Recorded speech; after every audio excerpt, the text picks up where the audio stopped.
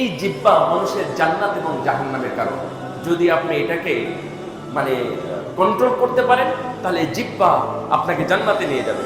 আর যদি আপনি এটাকে কন্ট্রোল করতে না পারেন, সালাত, সিয়াম, হজ, যাকাত সহ সব করবেন, কিন্তু এই জিহ্বাই আপনার জাহান্নামের কারণ হয়ে যাবে।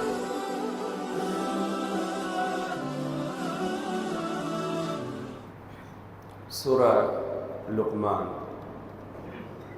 সূরা লোকমান সম্পর্কে আপনাদের কিছু ধারণা দেওয়ার চেষ্টা করব। সূরা লোকমানের সাথে জড়িয়ে আছে লোকমান আলাইহিস সালাম বা লোকমান রহিমাহুল্লাহ, এই ব্যক্তির কিছু জীবনী বা জীবনী থেকে কিছু অংশ। তো আমরা মুসল্লি হিসাবে আমাদের দায়িত্ব থাকে যে কোরআনের এই সূরাগুলো সম্পর্কে আমাদের ন্যূনতম ধারণা থাকা। কোরআনের 114টি সূরা, এটা একটি সূরা। এই সূরা সম্পর্কে আমাদের ন্যূনতম মিনিমাম একটা ধারণা থাকা উচিত যে এখানে একটি সূরা আছে এবং এই সূরাটি এমন, এই সূরাটি এই বিষয়ে আলোচনা করা হয়েছে। নাম নিয়ে নবীদের নামে কোরআনে সূরা আছে, তারপর বিভিন্ন পশু প্রাণীর নামে সূরা আছে, কিন্তু ব্যক্তি হিসাবে মারিয়াম আলাইহিস সালাম এবং লোকমান এই দুইজনের নামেও সূরা আছে। কিন্তু এই দুইজনের নামে সূরা থাকলেও মারিয়াম উনি নবী বংশধরের মানুষ এবং ঈসা আলাইহিস সালামের মা এবং দুনিয়ার একজন আল্লাহর পক্ষ থেকে সরাসরি মুজিজা প্রাপ্ত একজন মানুষ, যার উপর ইলহাম হয়েছে। তার কাছে ওহী আসে নাই, কিন্তু ওনাকে আল্লাহ বলতেছেন, তুমি এখন চলে যাও, একাকী চলে যাও, তুমি খেজুর গাছের তলে যাও, খেজুর গাছের নিচে গিয়ে খেজুর গাছটাকে ঝাঁকি দাও এবং সেখান থেকে তুমি খাও। তোমার নিচে পানি আছে, পাথরটা উঠালেই পানি পাবে, পানি ঝর্ণা ধারা বয়ে যাচ্ছে, পানিটা তুমি ওখান থেকে খাও।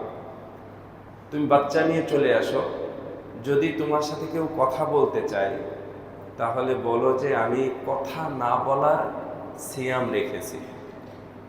যদি তারা আরো কিছু বলে তাহলে তুমি এই সন্তানের দিকে আঙ্গুল ইশারা করে বলবে যে আমি কিছুই জানি না, এই সন্তানকে জিজ্ঞাসা করে।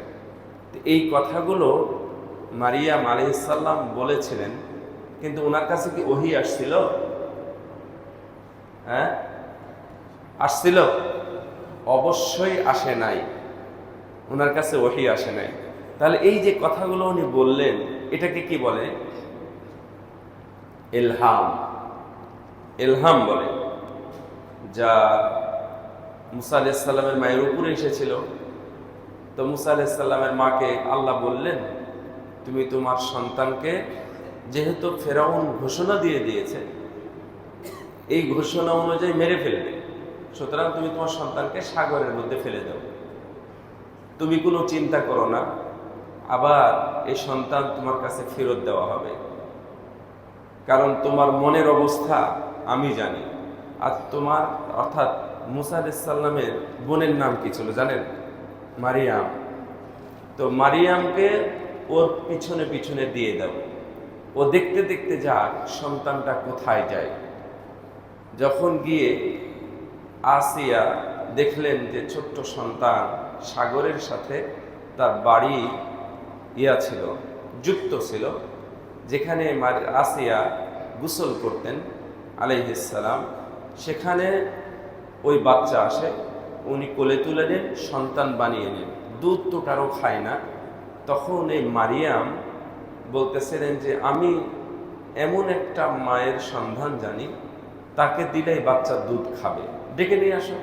মুসা আলাইহিস সালামের মাকেই আল্লাহ রাব্বুল আলামিন ওই ছোট্ট কুটির ঘর থেকে রাজপ্রাসাদে নিয়ে এসে মুসাকে আল্লাহ রাজপ্রাসাদে মানুষ করবেন। সুবহানাল্লাহ। এগুলোকে বলা হয় ইলহাম।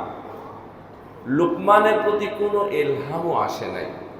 তার নামে সূরা কেন? তার নামে সূরা কেন? আচ্ছা, এখানে কোনো মুসল্লি আছেন বলতে পারবেন আমি লুকমানের জীবনী পড়েছি? কেউ আছেন? লুকমানের জীবনী পড়ার মতো কোনো মুসল্লি? একজন মানুষ হাত তুলেছে, আলহামদুলিল্লাহ।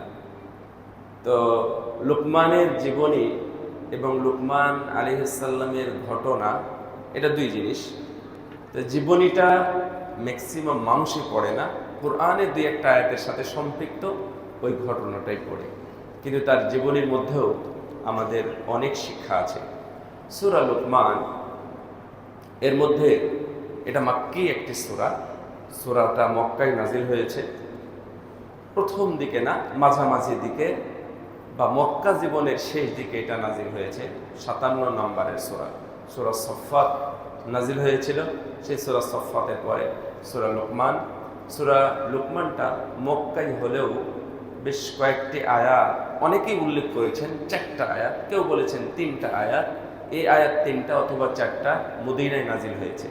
এর কারণ হলো যে মদিনায় যে বিষয়গুলো আলোচনা হয়েছে বা নাজিল হয়েছে তেমনই একটা আয়াত, যেমন আল্লাযীনা ইউকিমুনাস সালাতা ওয়া মিম্মা রাযাকনাহুম ইউনফিকুন।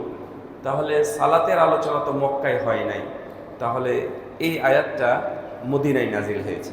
আবার কেউ কেউ বলেছেন লাউ আন্না মা ফিল আরদি মিন শাজারাতিন আকলামু ওয়াল বাহরু ইয়ামুদ্দুহু, এখান থেকে নিয়ে 3টা আয়াত মদিনায় নাজিল হয়েছে। আল মুহিম, গুরুত্বপূর্ণ বিষয় হলো এটা মক্কায় নাজিল হয়েছে। মক্কায় নাজিল হওয়া প্রত্যেকটি সূরার বৈশিষ্ট্য হলো তাওহীদ, তাগুত থেকে মুক্ত হওয়া এবং কিয়ামত, জান্নাত, জাহান্নাম বা আখিরাত সংক্রান্ত বিষয়গুলোই আলোচনা হয়েছে। 13 বছর, 23 বছরের 13 বছরই রাসূল সাল্লাল্লাহু আলাইহি ওয়াসাল্লাম সাহাবীদেরকে তাওহীদ শিখিয়েছেন।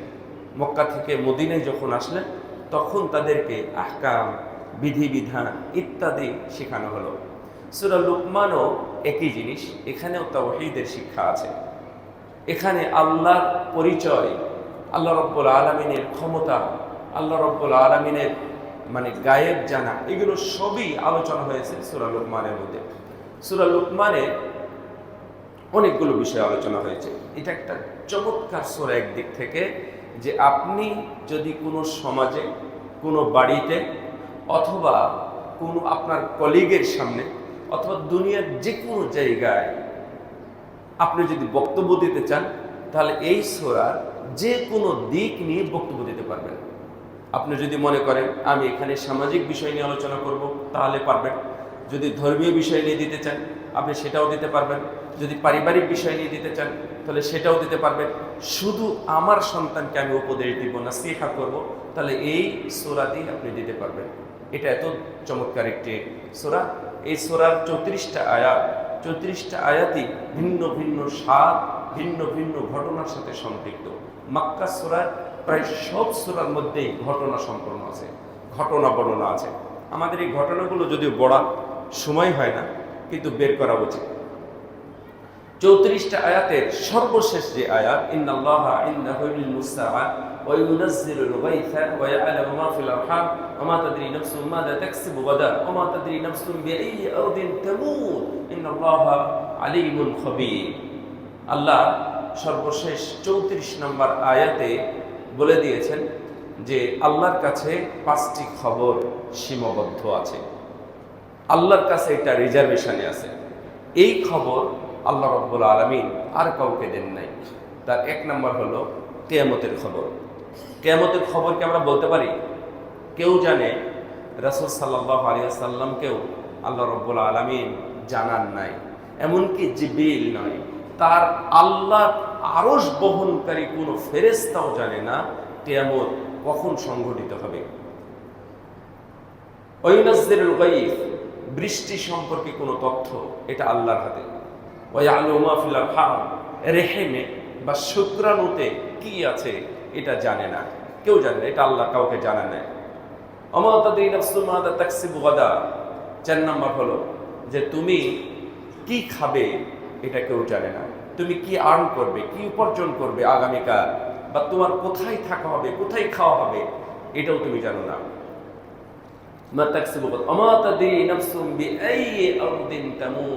আর তুমি জানো না কোথায় তোমার মৃত্যু হবে। দুনিয়াতে আমরা এমন দেখেছি যে দুনিয়ার বড় বড় বিলিয়ন, মানে যারা বিলিয়নের মালিক, বিলিয়ন ডলারের মালিক, বিলিয়ন মানে 100 কোটি যাদের মালিক হয় তাদেরকে বিলিয়ার বলা হয়। এই বিলিয়ার ডলারের যারা মালিক, তারা তাদের ঘরে অথবা বিছানায় অথবা তাদের জায়গায় বা হাসপাতালের বেডে বা আইসিইউতে মরতে পারে না। পৃথিবীর প্রায় সম্ভবত 5 জন না 6 জন মানুষ আটলান্টিক মহাসাগরের প্রায় 11 কিলো নিচে একবারে পানির গভীরে গিয়ে তারা মৃত্যুবরণ করেছে সাবমেরিনের মাধ্যমে। তো আল্লাহ ওখানে তাদেরকে মৃত্যু রেখেছিলেন। এই বিষয়গুলো ঘটনা নিয়েই সূরা লোকমান। লোকমান কি একজন মানুষ বলেন তো? দুনিয়াতে মনে রাখবেন, দুনিয়াতে মানে 3 জন, হাদিসে আসছে 3 জনের কথা। 3 জনের নাম ভিন্ন ভিন্ন ভাবে আছে, কারণ দুনিয়াতে অনেক মানুষ কালো ছিলেন। কারণ কোন অঞ্চল আছে কালো, হাবশিরা সবাই কালো, মানে আফ্রিকা অঞ্চলের সবাই কালো মানুষ, কিন্তু তারপরেও 3 জন মানুষের কথা হাদিসে ভিন্ন ভাবে আসছে। একটা হলো লোকমান হাকিম, দ্বিতীয় হলো বাদশাহ নাজাশি, 3 নম্বর হলো বেলাল রাদিয়াল্লাহু আনহু। এই বাদশাহ নাজাশির কথা যদি আমরা বাদ দিই, তাহলে আরেকজন হলো নিদাল, যিনি ওমর রাদিয়াল্লাহু তাআলা আনহুর গোলাম ছিলেন। ইনিও কালো মানুষ। হাদিস যদিও দঈফ, কিন্তু তাদের মর্যাদা বুঝলেই, আপনি শুনলে বুঝতে পারবেন যে 3 জনের লোকমান সম্পর্কে আপনাদের ধারণা আরো পাবেন, আমি আরো বলবো। 3 নম্বর হলো লোকমান, এবং 2 নম্বর যার কথা বলছিলাম ওমর রাদিয়াল্লাহু তাআলা আনহুর গোলাম, মাওলা।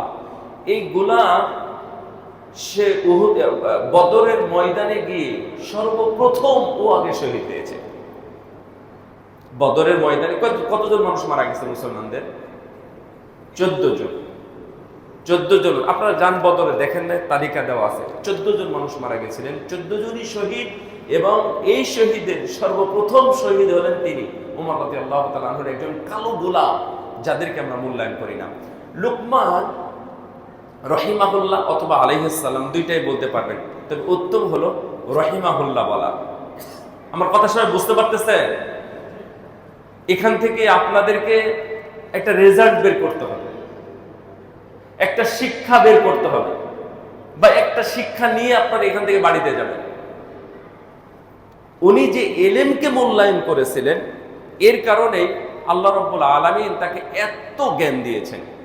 সে ঘটনা লোকমান রাহিমাহুল্লাহ, তিনি একজন কালো মানুষ ছিলেন। তার যদি আকৃতি পড়েন আপনি, তাহলে দেখবেন যে উনি একজন মানে ঠোঁট মোটা, নাকগুলো বোচা চ্যাপ্টা, তারপরে পা গুলো ছিল অনেক ফোলা, ফাটা ফাটা, এই ধরনের একজন মানুষ। চুলগুলো ছিল কোকড়ানো। তার মানে চেহারা সুরতের দিক থেকে যদি আপনি তাকে বিচার করেন, তাহলে আপনার কাছে হয়তোবা 100-তে তিনি 10ও পাবেন না। কিন্তু তাকওয়ার ক্ষেত্রে যদি নাম্বারিং করা হয়, এই কলবের অন্তরের ক্ষেত্রে যদি নাম্বারিং করা হয়, তাহলে তাকে 100-তে 100 না দিয়ে আপনার অন্য কোনো পথ থাকবে না। আল্লাহ তাকে এত তাকওয়া দিয়েছিলেন, আল্লাহ তাকে এত বেশি পছন্দ করেছিলেন, সেই পথ এখনো বন্ধ হয় না। আপনি চাইলেই সেই নৈকট্য এখনো হাসিল করতে পারেন। আপনার জন্য এখনো মানে এই পথ ওপেন আছে, খোলা আছে, আপনি চাইলে পারেন। লোকমান বকরি চড়াতেন, ছাগল চড়াতেন। কেউ কেউ বলেছেন উনি কাঠ মিস্ত্রি ছিলেন, আবার কেউ কেউ বলেছেন যে না, উনি কাঠ মিস্ত্রি না, উনি দর্জি ছিলেন। তার মানে বোঝা গেল, বিভিন্ন জন উল্লেখ করেছেন, এর কারণ হলো এই কাজগুলো উনি করতেন। 3টা কাজই উনি করতেন। কোনো সময় দর্জিগিরি করেছেন, মানুষের কাপড় সেলাই করেছেন, আবার কোনো সময় উনি ছাগল চড়িয়েছেন, মেষ চড়িয়েছেন, আবার কোনো সময় কাঠমিস্ত্রির কাজ করেছেন। কারণ আমাদের এই জীবনটা একার নয় এবং এক কর্মের নয়। আমরা বিভিন্ন সময়ে বিভিন্ন পেশা আমরা ধারণ করি এবং গ্রহণ করি আমাদের প্রয়োজনে, দুনিয়াবি প্রয়োজনে আমরা এটা গ্রহণ করি। এটা হতেই পারে। লোকমান যাদের সাথে ছাগল চড়াতেন তাদের থেকে উনি কয়েকটা বিষয় অর্জন করেছিলেন। একদিন তাদের সঙ্গী জিজ্ঞাসা করলেন, আচ্ছা তুমি যে এত সুন্দর সুন্দর কথা বলো, ওনাকে হেকিম বলা হয়। হেকিম মানে কি বলেন তো? কেউ জানেন কি?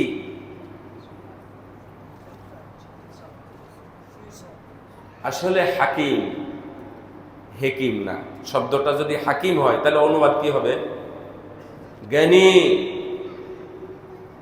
লুকমান হাকিম মানে জ্ঞানী লুকমান। তো ওনাকে জিজ্ঞাসা করছে, তুমি যে এই যে জ্ঞান অর্জন করেছো, তুমি যে জ্ঞানী, তুমি কি সেই লুকমান না আমাদের সাথে ছাগল চড়াতে? তো উনি বলছেন যে হ্যাঁ, আমি তো সেই লুকমানই। তো তুমি কিসের মাধ্যমে এগুলো অর্জন করলে? তখন উনি 7-8টা কথা বলেছিলেন। এই কথাগুলো আপনারা একটা একটা শোনেন এবং আমি এগুলো বলবো ইনশাল্লাহ। 1 নম্বর উনি বললেন যে আমি কখনো আমার জানামতে মিথ্যা বলি নাই। আপনারা কি এটা অর্জন করতে পারেন না? পারেন, চাইলেই পারেন। 2 নম্বর হলো আমার হাত এবং জিহ্বা, আমি কখনোই মানে কাজ নয় বা অহেতুক কর্মে বা কথায় ব্যয় করি নাই। এটা হচ্ছে আজকের এটা একটা সবক। আপনারা কেউ ঘুমান নাকি? ঘুমাচ্ছেন? তাহলে এই পয়েন্টটা শুনে নেন। আমি এটা 1 নম্বরে বলতাম, কিন্তু সত্যবাদিতাকে আমি আগে রেখেছি। 2 নম্বর হলো আমি আমার হাত এবং এই জিহ্বাকে কখনোই অহেতুক কর্মে লিপ্ত করাইনি, কাজে লাগাইনি। হাত এবং জিহ্বা মানে হাত দিয়ে কোনোদিন খারাপ কাজ করি নাই, অপকর্ম করি নাই, কোনোদিন সুদ খাই নাই, ঘুষ খাই নাই, মানুষের উপর জুলুম করি নাই, মানুষকে পিটাই নাই, অথবা হাত দিয়ে যত ধরনের অবৈধ নষ্ট ভ্রষ্ট যত কাজ আছে আমি কোনোদিন আমার এই হাতকে ব্যয় করি নাই। 2 নম্বর হলো আমি আমার এই জিহ্বাকে গীবত অথবা অপবাদ অথবা গালি অথবা অন্যের উপর অভিশাপ অথবা মিথ্যা বা এই অভিশাপ, এগুলো আমি কখনোই আমি আমার মুখ দিয়ে করি নাই। আর আমার এই জিহ্বা দিয়ে আমি কখনোই কাউকে কষ্ট দিই নাই। তখন তারা সবাই বললেন যে এই কাজ, এই ক্ষেত্রে এসে বললেন যে তোমার এই কাজটাই তোমাকে বড় করে দিয়েছে। তারপরেও উনি বক্তব্য দিয়েছেন, প্রায় 7-8টা পয়েন্ট আছে, মনে রাখবেন। হাত, আপনার হাতটা উঠান তো, সবাই সবাই উঠাইছেন? আমরা যদি নিয়াত করি, আমি 2টার কথা বলবো না, শুধু একটা আজকে আমরা এই হাত দিয়ে আর কোনো খারাপ কাজ করব না, ইনশাআল্লাহ। বলেন তো ইনশাআল্লাহ। আল্লাহ যেন আমাদের তৌফিক দান করেন, আমিন। এটা বিশাল ব্যাপার। এই হাতটাকে যদি আমাদের ঠিক করতে পারি না, ইনশাআল্লাহ দেখবেন আপনার বহুত পাপ কমে গেছে। আপনি হাত দিয়ে আর চিঠি চালাচালি করতে পারবেন না খারাপ কিছু। এই হাত দিয়ে আপনি খারাপ স্ক্রলিং করতে পারবেন না এই হাত দ্বারা। এই হাত দ্বারা কাউকে থাপ্পড়ও দিতে পারবেন না অন্যায়ভাবে। এই হাত দ্বারা আপনি কারো উপর জুলুমও করতে পারবেন না, কলম দিয়ে অপকর্মও করতে পারবেন না, যদি হাতটাকে আপনারা ঠিক রাখতে পারেন। আল্লাহ যেন আমাদের সবাইকে তৌফিক দান করে। খুব চমৎকার পয়েন্ট আমার কাছে মনে হয়েছে। 3 নম্বর হলো যে আমি আমার চোখকে কাজে লাগিয়েছি। যাই হোক, এগুলো একটা একটা করে আছে। তো আমি আমার চোখকে কাজে লাগিয়েছি ভালো কাজে। আমি কোনোদিন আমার চোখ দিয়ে খারাপ কিছু দেখি নাই, যদিও তখন খারাপ কিছু ছিল না, কিন্তু এটা ওনার বক্তব্য যে আমি কখনো চোখ দিয়ে খারাপ কিছু দেখি নাই বা দেখার চেষ্টা করি নাই। আলী রাদিয়াল্লাহু তাআলা আনহুকে আল্লাহ নবী বললেন, আলী, যদি চোখ চলে যায় তাহলে তুমি ফিরিয়ে নাও। তার মানে চোখ কিছু দেখাটা অপরাধের প্রথমটা অপরাধ নয়, যদি ওদিকে তাকিয়ে থাকেন দেখেন তাহলে সেটা অপরাধ। এটা আপনারা বুঝে নেবেন। 4 নম্বর হলো পানাহার এবং যৌনাচারের ব্যাপারে। পানাহার এবং যৌনাচার যেটা নষ্টমী, এখান থেকে আমি সবসময় সংযত করে রেখেছি নিজেকে। তারপরে আমি যেহেতু মানুষের বাড়ি বাড়ি কাজ করেছি, আমি কাজের সময় কখনোই আমি অবহেলা করি নাই এবং বিশ্রাম গ্রহণ করি নাই। এটা পয়েন্ট শুড বি নোটেড, আপনারা বুঝতে পারবেন। আমি যখন কাজ করেছি, কাজের সময় আমি ফাঁকি দিই নাই এবং অবসর অথবা বিরতি গ্রহণ করি নাই আমি আমার কাজের মধ্যে। 5 নাম্বার, আমি কোনোদিন মানুষের ওয়াদা ভঙ্গ করি নাই। এগুলো আপনাদের কাছে নর্মাল বিষয় যদিও, কিন্তু ওনার বক্তব্য আমি সেই হিসাবে উল্লেখ করছি। তারপরে আমি মেহমানকে সর্বদাই সম্মান করেছি। আর সর্বশেষ হলো, আমি প্রতিবেশীর হককে নষ্ট করি নাই। কখনোই প্রতিবেশীর হক আমি নষ্ট করি নাই। অনেক সময় আমরা ছাদ দিই, ছাদের পানিটা কোথায় পড়বে আমরা এর জায়গাটা নির্ধারণ করে দিই না। আপনি মনে করছেন আমি ছাদ দিয়েছি, তারপরে পানিটা কোথায় গিয়ে পড়লো এটাও আপনাকে ঠিক করতে হবে। এই প্রতিবেশী যদি আপনার কারণে কষ্ট পায় তাহলে আপনি মুমিন নন। ছোট্ট একটা জিনিস, তাই না? তার মানে একজন মানুষকে আমি বলতে পারি যে এর ঘরের কারণে প্রতিবেশী কষ্ট পাচ্ছে, এর গাছের কারণে প্রতিবেশী কষ্ট পাচ্ছে, এর গাড়ির কারণে প্রতিবেশী কষ্ট পাচ্ছে, তাহলে আপনি চোখ বন্ধ করে তাকে বলতে পারবেন যে না, এ প্রকৃত মুমিন নয়। এটা হাদিসের ভাষা।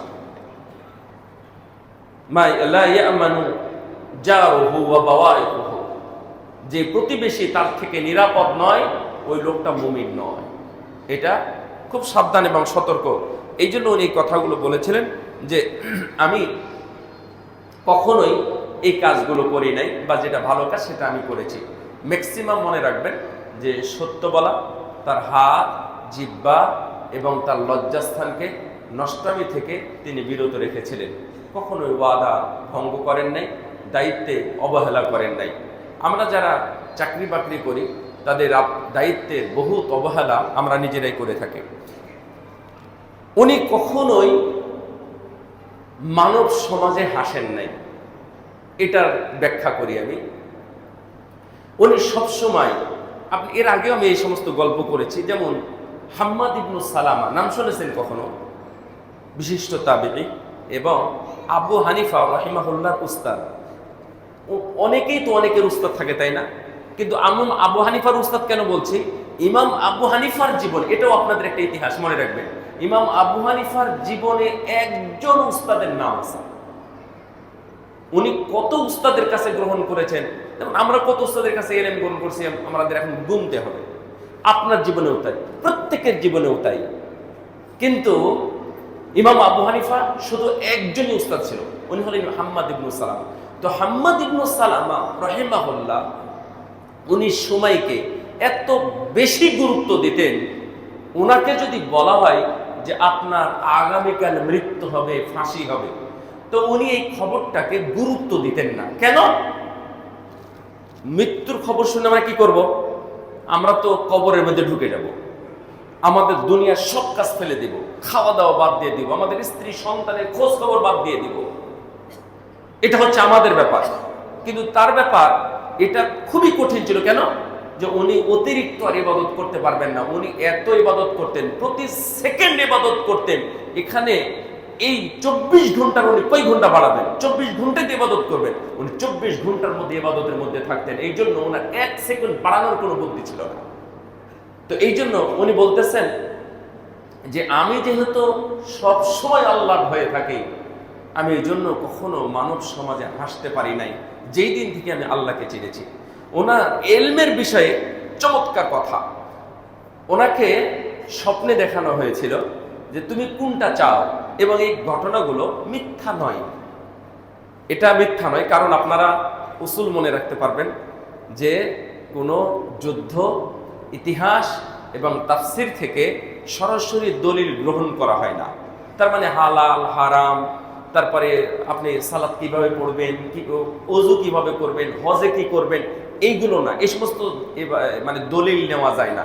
তো আমরা যেটা নিচ্ছি শিক্ষার জন্য, এগুলো নেওয়া যায়, এটা মনে রাখবেন।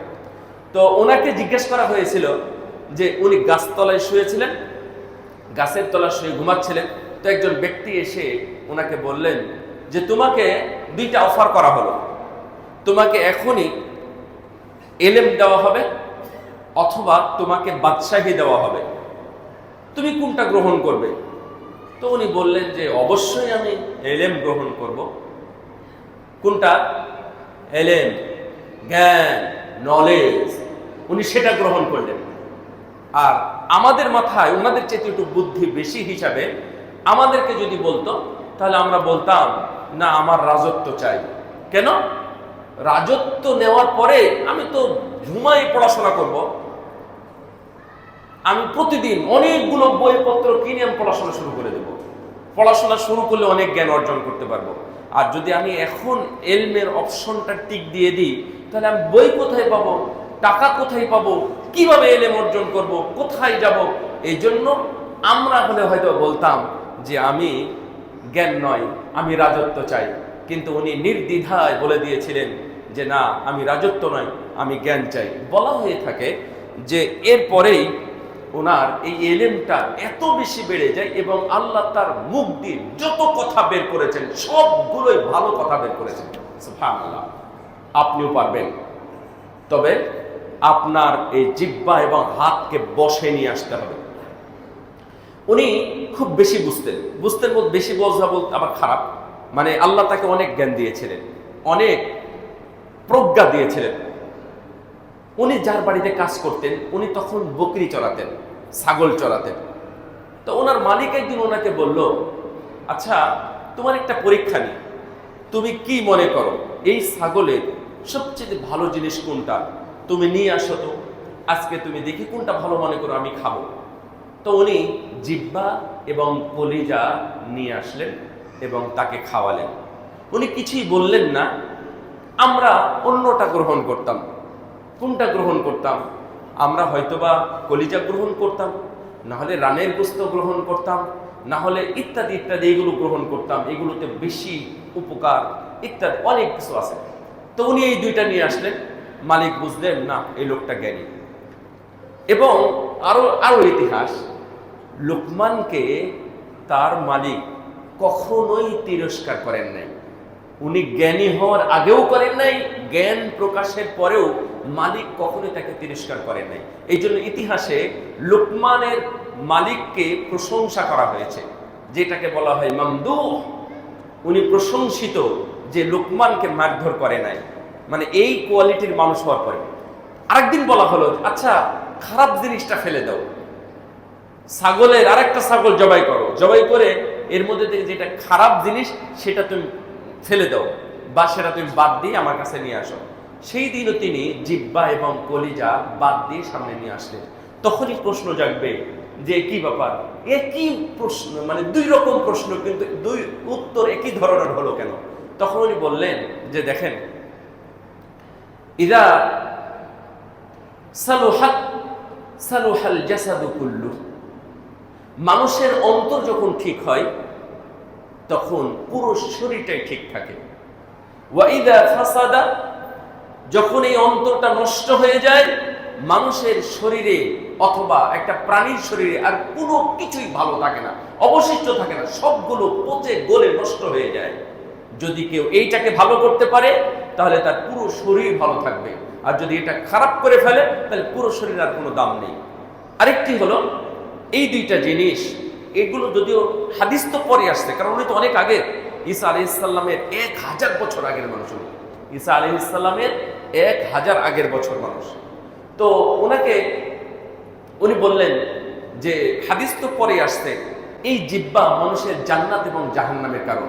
যদি আপনি এটাকে মানে কন্ট্রোল করতে পারেন তাহলে জিহ্বা আপনাকে জান্নাতে নিয়ে যাবে। আর যদি আপনি এটাকে কন্ট্রোল করতে না পারেন, সালাত, সিয়াম, হজ, যাকাত সহ সব করবেন, কিন্তু এই জিহ্বাই আপনার জাহান্নামের কারণ হয়ে যাবে। রাসূল সাল্লাল্লাহু আলাইহি সাল্লাম আবু যার আল গিফারি রাদিয়াল্লাহু তাআলা আনহু এসে বললেন, ইয়া রাসূলুল্লাহ, আমাকে নাজাত কোথায় পাওয়া যাবে বলেন তো? তখন আল্লাহর নবী এইভাবে জিহ্বাটা বের করে ধরলেন, এইভাবে যে কুফা লিসানাক, তুমি তোমার জিহ্বাকে ধরো, এটা ধরলেই তোমার নাজাত হয়ে যাবে। তখন সাহাবীরা বললেন, ইয়া রাসূলুল্লাহ, ওয়া ইন্না লা মুআখাযুনা বিমা নাতাকাল্লামু বিহি, আপনি এটার দ্বারাতে কি বুঝাতে চাচ্ছেন? আমরা কি এটা বন্ধ করে, মানে আমরা যদি এটা ধরি বা বাঁধি তাহলে তো কথাবার্তা বলতে পারবো না। অথবা আমরা যদি এটা ধরে রাখি, আমরা যতগুলো কথা বলি সব কথারই কি হিসাব হবে? তখন রাসূলুল্লাহ সাল্লাম বললেন যে কেন হবে না, কেন? ওয়া ইন্না হাসাইদা আলসিনাতিহিম ওয়া ইন্না রাজুলা লা ইয়াতাকাল্লামু বিকালিমাতিন লা ইয়ারা বিহা বাসান ইয়াহবি বিহা ফিন্নার। কেন? মানুষ যে কথাগুলো বলে এই কথাগুলোর প্রতিটা কথার হিসাব হবে এবং এই কথার মারপ্যাচেই মানুষ জাহান্নামী হয়ে যাবে। আমাদের আগের সরকার, যাদেরকে আপনারা স্বৈরশাসক ফ্যাসিস্ট বলতেছেন, এইটা কিন্তু কথার মারপ্যাচেই এই বাংলাদেশ থেকে বিতাড়িত হতে হয়েছে। অর্থাৎ কথার কারণে পুরো বাংলাদেশের মানুষ ফুঁসে উঠেছিল। অর্থাৎ কথাটা যদি সুন্দর করে বলার সুযোগ থাকতো বা বলতে পারতেন, হয়তোবা এমন পরিস্থিতি নাও হতে পারত। যাই হোক, কিন্তু কথার কারণেই মানুষের ফাঁসি হয়ে যায়, মারের কারণে অনেক সময় ফাঁসি হয় না। বারাকাল্লাহু ফিকুম। এই বিষয়গুলো আপনারা গুরুত্বের সাথে বিবেচনা করবেন বলে আমি আশা করছি। সূরা লুকমান অনেক কিছু আছে। সূরা লুকমানের মধ্যে আমি বলেছি মনে হয় 550টা শব্দ আছে। 550টা, 34টা আয়াত, 550টা শব্দ আছে এবং 2121টা অক্ষর আছে এই হরফের মধ্যে। এগুলো মক্কায় নাজিলকৃত। এই মক্কায় নাজিলকৃত সূরার মধ্যে তাওহীদ আছে, এর মধ্যে শিরক আছে, এর মধ্যে তাগুত নিয়ে আলোচনা আছে, এর মধ্যে কিয়ামত, আখিরাত, জান্নাত, জাহান্নাম নিয়ে আলোচনা আছে এবং কিসসা কাহিনী আছে। তো এই সূরাগুলো আপনি যখন পড়বেন তখন দেখবেন প্রায় 5-7টা আপনি শানে নজুল পাবেন। প্রত্যেকটা শানে নজুলের মধ্যেই আমাদের জন্য শিক্ষা রয়েছে। ওই সময় কখন কি ঘটেছে তার উপরে এই আয়াতগুলো নাজিল হয়েছে। এর মধ্যে অন্যতম একটা আয়াত হলো ওয়ালাউ আন্নামা ফিল আরদি মিন শাজারাতিন আকলামু ওয়াল বাহরু ইয়ামুদ্দুহু মিন বাদিহি সাবআতু আবহুরিন মা নাফিদাত কালিমাতুল্লাহ ইন্নাল্লাহা আজিজুন হাকীম। যদি এই পৃথিবীতে যত গাছ আছে সেগুলোকে কলম তৈরি করে এই দুনিয়াতে যত সমুদ্র আছে এই সমুদ্রকে আরো 7 বার ঘুরিয়ে, অর্থাৎ এটা আছে এই সমুদ্র, আমি এটা নিয়ে একদিন আলোচনা করেছিলাম মনে হয়, যে এই দুনিয়াতে প্রায় 71% পানি আছে এবং 71% মানে দুনিয়া যেটা পৃথিবী, যেটা এই পৃথিবীর 71% পানি, মাত্র 29% হচ্ছে জলস্থল। তো আল্লাহ বলতেছেন এই সমুদ্র আরো 7 বার আসবে। এই 7 বারের পানিগুলো সবগুলো কালিতে রূপান্তরিত করিয়ে এই গাছগুলোকে কলমে রূপান্তরিত করা হবে। কলম ফুরিয়ে যাবে, ওই কালিটা সবই ফুরিয়ে যাবে। আল্লাহর প্রশংসা, আল্লাহর কথা লিখে ফুরানো যাবে না। সুবহানাল্লাহ, আল্লাহু আকবার।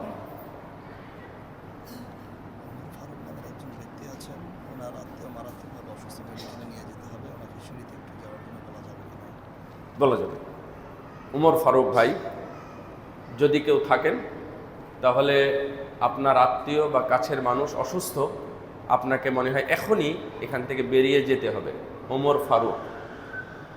ওমর ফারুক যিনি আছেন, আপনি যান, সিঁড়ির কাছে আছে, আপনি গেলে ওনাকে পেয়ে যাবেন। বারাকাল্লাহু ফিকুম।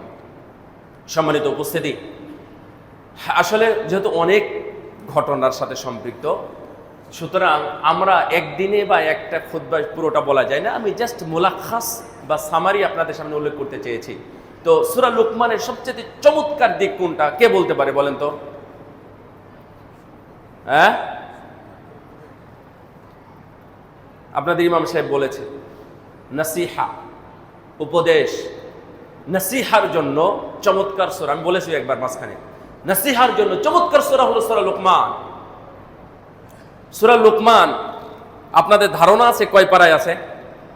পড়েন না আপনারা? আনুমানিক বলতে পারবেন? ধারণা রাখবেন। সূরা লুকমান 21 পারায় আছে। ফজরের সূরা সাজদা পড়ো, আজকে পড়ছো? বারাকাল্লাহু ফিক। তো সূরা সাজদা পড়েন না আপনারা ফজরের সালাতে জুমার দিনে? এর আগের সূরাটাই হলো সূরা লুকমান। এই সূরা লুকমানের মধ্যে সবচেয়ে সুন্দর যে বিষয় তা হলো নাসিহা, উপদেশ। তো এতগুলো নাসিহা আমি আপনাদের দিতেও পারবো না, প্রায় 45টা নাসিহা পাওয়া যায় মুফাসসিরদের বক্তব্য অনুযায়ী। তো আমি কিছু নাসিহাগুলো উল্লেখ করব। তার মধ্যে এটা বেসিক নসিহা মনে রাখবেন যে সন্তানদেরকে নসিহা করা। কাদেরকে নসিহা করবেন? কাদেরকে? সন্তানদের নসিহা করবেন, উপদেশ দিবেন, মরার আগে হোক অথবা তার আগেই হোক, এখনই নসিহা করে রাখুন। এটা নবী রাসূলদের অভ্যাস, নবী রাসূলদের সুন্নাত, সালাফদের সুন্নাত। আপনি আশ্চর্য হবেন, আপনারা বড় বড় বিদ্বানদের যদি নাম বলেন, বড় বড় বিদ্বানদের যদি নাম বলেন, তাহলে প্রত্যেক বলবো না, প্রায় বিদ্বানই তারা এক একটা বই লিখেছে শুধু তার সন্তানের জন্য। মানে আগে তো আর এরকম ছিল না, সন্তান কোথায় পড়াশোনা করতেছে, বাবা এখানে বসে আছে, এখনো ভারতে হয়ে থাকে, ভারতে এখনো হয়ে থাকে। তো দেখা যাচ্ছে গেছে 2 বছর 3 বছরের নামে নাই, তো বাবা নসিহা করে গেছে, সন্তানের প্রতি কিছু লিখে রেখে গেছে। এই লিখিতটাই আজকে আমরা বই হিসাবে পড়াশোনা করি। এখানে অনেকেই নাম জানেন, বুলুগুল মারাম নাম জানেন, শুনেন নাই? হাদিসের কিতাব। এটা আজকে বাংলাদেশে মানে সব মাদ্রাসাতেই এই বইটা পড়ানো হয়। কিন্তু চমৎকার ব্যাপার হলো, এই বইটা ইবনু হাজার আসকালানী রাহিমাহুল্লাহ তিনি তার সন্তানের জন্য লিখেছিলেন, বাবা এই বইটা মুখস্থ কর। প্রায় 1400 হাদিস আছে। তো আমরাও দারুল হুদা ইসলামী কমপ্লেক্সের রাজশাহীতে আমরা ঘোষণা দিয়ে রাখছি যে যারা এই বইটা মুখস্থ করে শোনাবে তাদেরকে দারুল হুদার পক্ষ থেকে, মানে মাদ্রাসার পক্ষ থেকে 10,000 টাকা পুরস্কার দেওয়া হবে। আলহামদুলিল্লাহ এই 1300-1400 হাদিস এ পর্যন্ত 9 জন ছেলে মুখস্থ করে আমাদেরকে শুনিয়েছে। তো এই বইটা আমি আপনাদেরকে বলতেছি কেন, যে প্রত্যেক মানুষ নবী রাসূল সহ সন্তানদের ব্যাপারে সচেতন ছিলেন। আপনি যদি দেখেন, ওয়াজনুবনি ওয়া বানিয়া আন না'বুদাল আসনাম,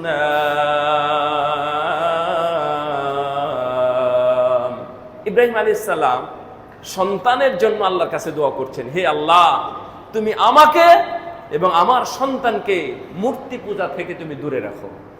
আপনি বলেছেন কখনো? ইব্রাহিম আলাইহিস সালাম দোয়া করছেন কি গো, রব্বি জাআলনি মুকিমাস সালাতি ওয়া মিন যুররিয়্যাতি রব্বানা ওয়া তাকাব্বাল দুআ। এইভাবে দোয়া করে গেছেন। নূহ আলাইহিস সালাম দোয়া করেছেন, জাকারিয়া আলাইহিস সালাম দোয়া করেছেন, প্রায় সব নবী, আদম আলাইহিস সালাম সন্তানের জন্য দোয়া করেছেন। তাহলে আমরা পিছিয়ে থাকবো কেন? তো এমনকি ইবনু কাইয়িম আল জাওজি রাহিমাহুল্লাহ, উনি তো দুনিয়ার সবচেয়ে বেশি বই লেখক। ইবনু কাইয়িম আল জাওজি রাহিমাহুল্লাহ উনি ওনার শুধু সন্তানের জন্য 3টা বই লিখেছেন। এখন আপনার কাজটা কি? আপনি কি উপদেশ দিয়েছেন? আপনি কি নসিহা করেছেন? আপনি আপনার সন্তানকে কি কি বলেছেন? আমভাবে কিছু নসিহা করলে হয় না, জান্নাতমুখী নসিহা করতে হবে, তাওহীদের নসিহা করতে হবে, আল্লাহ ভীরুতার নসিহা করতে হবে। আপনি দেখেন লুকমানের সম্পর্কে আল্লাহ আয়াত নাজিল করেছেন, এই কথাগুলো আল্লাহ কোরআনে স্থান দিয়েছেন, আবার সেটা আমাদের জন্য উপদেশ হিসেবে রেখে দিয়েছেন। কেন? উনি তো বহুত উপদেশ দিতে জানতেন, মানুষের সামনে ওয়াজ করতেন, উনি বক্তব্য দিয়ে বেড়াতেন, সেইগুলো কিন্তু নাই। উনি ওনার সন্তানকে কি বলেছেন আল্লাহ সেটা আমাদের সামনে তুলে ধরেছেন। এই জন্য বেসিক আজকের নসিহা হলো সন্তানকে উপদেশ দেবেন ইনশাআল্লাহ। বলেন তো ইনশাআল্লাহ। আপনার উপদেশ শুনবে নাকি শুনবে না এই দায়িত্ব কিন্তু আপনার না, আপনার। আপনি যদি না দেন, আপনি যদি নসিহা না করেন, তাহলে আপনি দায়ী, আপনি দোষী। আর যদি দেন তাহলে অন্তত এই মামলা থেকে আপনি খারিজ পেলেন। আর যদি না করেন তাহলে আপনার মামলা আপনার মাথার উপর থেকে গেল। ইনশাআল্লাহ আমরা এটা চেষ্টা করব। কি ধরনের নসিহা করা উচিত আমরা লোকমান থেকে নিয়েই আজকের খুতবা শেষ করে দেব ইনশাআল্লাহ। যারা এসে দাঁড়িয়ে আছেন সালাত আদায় করেন, আর যদি সুন্নাত পড়া হয় বসে যাবেন, 2 রাকাত সুন্নাত পড়ার সুযোগ পাবেন ইনশাআল্লাহ, সমস্যা নেই। তো আমরা নসিহাগুলো আমরা একটু আপনাদের সামনে বলবো, তবে আবারও বলতেছি এটা মাথায় নিয়ে নেন যে আমি আমার সন্তানকে নসিহা করব। 1 নম্বর হলো তাওহীদের ব্যাপারে নসিহা। তাওহীদের ব্যাপারে নসিহা অর্থাৎ বাচ্চা যেন, সন্তান যেন শিরিক না করে, এই কথাই তুলে ধরেছেন, ইয়া বুনাই লা তুশরিক বিল্লাহ ইন্নাশ শিরকা লা যুলমুন আযীম। আল্লাহ স্থান দিয়েছেন, হে বৎস তুমি কখনোই শিরিক করো না, কারণ শিরক হলো সবচেয়ে বড় অপরাধ। আপনি চেষ্টা করবেন আপনার বাড়িতে যেন মূর্তি পূজা, ছবি অথবা এই ধরনের কিছু স্থান না পাই। আমরা এমন হয়ে গেছি, আমাদের ছবিগুলো টাঙ্গানোকে এটা ফ্যাশনে রূপান্তরিত হয়েছে, পতাকা টাঙ্গানো এটা ফ্যাশনে রূপান্তরিত হয়ে গেছে ইত্যাদি। এগুলো আপনি আপনার সন্তানকে নসিহা করেন নাই, অথবা নসিহা করেছেন আপনি মানেন নাই, এই জন্য এত পতাকা উড়ে বেড়াইদের মধ্যে। এই জন্য খুব সাবধান, নসিহা করেন, ছেলেরা যেন উপদেশ শুনে। আমাদের বর্তমান এই যে গ্র্যান্ড মুফতি যিনি শেখ সালেহ ফৌজান আল ফৌজান, ওনাকে বলা হয় দুনিয়ার সবচেয়ে বড় আলেম জীবিতদের মধ্যে এখন। তিনি বলতেছেন যে আল্লিমু আওলাদাকুম আত-তাওহীদ লিকাই ইয়াহফাযুনাল কুরআনা সুম্মা ইয়াসজুদুনাল কুবুর। খুব চমৎকার কথা উনি বলতেছেন আল্লিমু আওলাদাকুম আত-তাওহীদ ক্বাবলাল কুরআন লিকাই মা ইয়াসজুদুনা বা'দা মা ইয়াহফাযুল কুরআন। উনি বলতেছেন আপনারা কোরআন শিখানোর আগে, বাচ্চাদের কোরআন শিখানোর আগে তাওহীদ শিখান, যেন ও কোরআন শিখে কবরে সেজদা করতে না যায়। আছে না, হাফেজ হয় কিন্তু ও কবর ঘুরে বেড়ায়, কোরআন পড়ে বেড়ায়, বিভিন্ন বিদআতি শিরকি কর্মের সাথে সম্পৃক্ত হয়ে যায়। এই জন্য তাওহীদটা এক নাম্বার, এই তাওহীদটা আপনারা শেখাবেন ইনশাআল্লাহ। আল্লাহ যেন আমাদেরকে তৌফিক দান করেন। 2 নাম্বার, মা বাবার প্রতি নসিহা, মা বাবাকে কেয়ার করা, মা বাবার প্রতি কেয়ারলেস হওয়া। মা বাবার কারণে জান্নাত, মা বাবার কারণে জাহান্নাম। মা বাবা সন্তুষ্টি তো আল্লাহ সন্তুষ্ট, মা বাবা অসন্তুষ্ট তাহলে আল্লাহ অসন্তুষ্ট। তুমি যদি আল্লাহ, আচ্ছা জান্নাত কি আল্লাহর রেজামন্দি ছাড়া কেউ যেতে পারবে? আল্লাহর সন্তুষ্টি ছাড়া কি জান্নাত যেতে পারবে? পৃথিবীর কেউ পারবে? পৃথিবীর কেউ পারবে না। তাহলে আল্লাহর রেজামন্দি, আল্লাহর নৈকট্য, আল্লাহকে যদি খুশি করতে চান, আর বাপ মা যদি মেজাজ খারাপ করে থাকে, মা বাবা যদি আপনার উপর অসন্তুষ্টি থাকে, তাহলে এই পৃথিবী যদি আপনি দান করে দেন তারপরেও আল্লাহকে সন্তুষ্ট করতে পারবেন না। আপনি মায়ের কাছে চলে যান, মায়ের কাছে গিয়ে জড়িয়ে ধরেন মাকে। আপনি একটা মেসোয়াক দেন যেটা কিনতে টাকা লাগে না, তাহলে মা বুঝবে আমার সন্তান আমাকে মোহাব্বত করে। আমি তো যত ওয়াজ করব সবগুলো তো টাকা পয়সার ওয়াজ করব, তো আমি টাকা পয়সা বাদ দিয়ে দিলাম, একটা মেসাক উপহার দেন। আপনার সন্তানের জন্য যে আপেলগুলো কিনে নিয়ে আসছেন না, এই সন্তানের ওখান থেকে এক টুকরা, আমি একটা কথা বলি নাই, এক টুকরা আপেল আপনি আপনার বাবার হাতে তুলে দেন, দেখবেন আপনার বাবা খুশি হয়ে গেছেন। উনাকে, এটা তো আমরা সবাই জানি, এই ওয়াজ তো করতে হয় না। মা বাবাকে খুশি করার জন্য টাকা পয়সা লাগে গো? হ্যাঁ, টাকা পয়সা লাগে না, আপনার অন্তরটা লাগে, আপনার মানসিকতা লাগে, মহাব্বত লাগে, কাছাকাছি যেতে হয়, তাহলে দেখবেন মা বাবা কথা শুনবে। তাহলে এই জিনিসটা আপনি আপনার সন্তানকে শেখান। যাচ্ছেন, হাঁটতেছেন, ফিরতেছেন, কথা বলতেছেন, আপনি বাইকে নিয়ে ঘুরে বেড়াচ্ছেন, সন্তানকে ছোটবেলা থেকেই মা বাবার বিষয়টা শোনান, তাহলে বুঝবেন হ্যাঁ আপনি যখন আপনার কথা আপনার উদ্দেশ্যে যখন বলতেছেন, ঠিক তখন আপনার বাবা, আপনার মা অবহেলিত, তাহলে কি মনে করেছেন আপনার সন্তান আপনার কথা শুনবে? শুনবে না। ঠিকই আপনাকে একদিন বের করবে, ঠিকই আপনাকে একদিন বাড়ি থেকে বের করবে, সেই দিন আপনি লাঞ্ছিত হবেন। আল্লাহ যেন আমাদেরকে হেফাজত করেন। 3 নাম্বার, তাকওয়ার নসিহা করা। এখন তো খুব গুরুত্বপূর্ণ। তাকওয়ার নসিহা যদি না করেন তাহলে মোবাইল দিয়ে তাদেরকে ভালো রাখতে পারবেন না। ইয়া বুনাই ইন্নাহা ইন তাকুম মিসকালা হাববাতিন মিন খারদালিন ফাতাকুন ফি সাখরা আও ফিস সামাওয়াতি আও ফিল আরদি ইয়াতি বিহাল্লাহ ইন্নাল্লাহা লাতীফুন খাবীর। আল্লাহ সূক্ষ্ম জ্ঞান রাখেন, আল্লাহ তোমার গোপন প্রকাশ্য সবকিছু জানেন।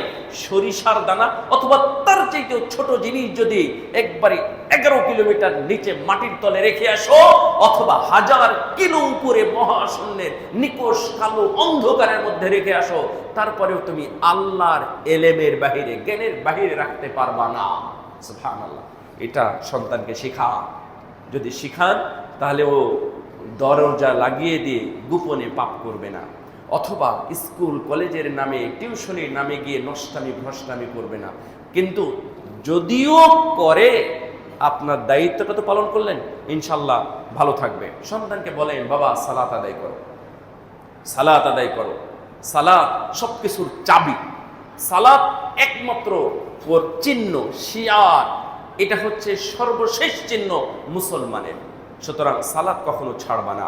সালাত আদায় করলে সূরা তহার যে আয়াতটা ওয়ামুর আহলাকা বিসসালাত ওয়াসতাবির আলাইহা লা নাসআলুকা রিজকা, এই আয়াত দ্বারা মুফাসসিরগণ সবাই বলেছেন নামাজ পড়লেই আল্লাহ তার উপর রিজিক বর্ষণ করবেন।